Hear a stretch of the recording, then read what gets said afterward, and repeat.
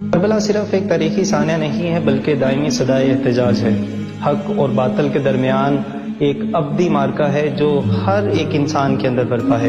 اگر آج میں اپنے باطن کی طرف پلٹ کر دیکھوں تو وہاں مجھے ایک میدان سجا نظر آتا ہے جہاں میرے نفس کا یزید لالچ، ہوس، بے حسی، مکاری کی صورت میں میرے ضمیر کے حسین کے سامنے صفا رہا ہے۔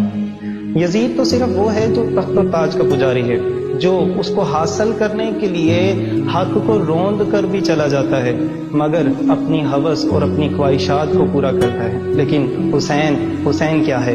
حسین تو وہ ہے جو اپنے نانا کے دین کو بچانے کے لیے اپنا سر تک کٹوا لے۔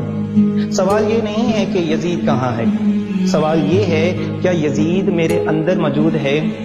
کیا میں حق جانتے ہوئے بھی میں نے کبھی اپنے مفادات کا سودا کیا ہے؟ کیا میں نے طاقت کے آگے حق کا سودا کیا ہے؟ اگر کیا ہے تو میرے اندر یزید موجود ہے، لیکن اگر میں نے حق کے سامنے کھڑے ہونے، حق کے ساتھ کھڑے ہونے کی ہمت کی ہے، میں نے سچ کی گواہی دینے کی کوشش کی ہے، میں نے اپنی خواہشات کا قلعہ کما کرنے کی کوشش کی ہے تو میرے اندر حسین موجود ہے۔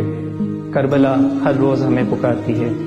حضرت انسان کا آج سب سے بڑا امتحان، سب سے بڑی آزمائش یہ ہے کہ وہ اپنے اندر موجود یزید کے راستے کو فالو کرے گا یا وہ حسین کے قافلے کو چوز کرے گا۔ یہ ہم پر ہے کہ ہم کون سا راستہ اختیار کرتے ہیں۔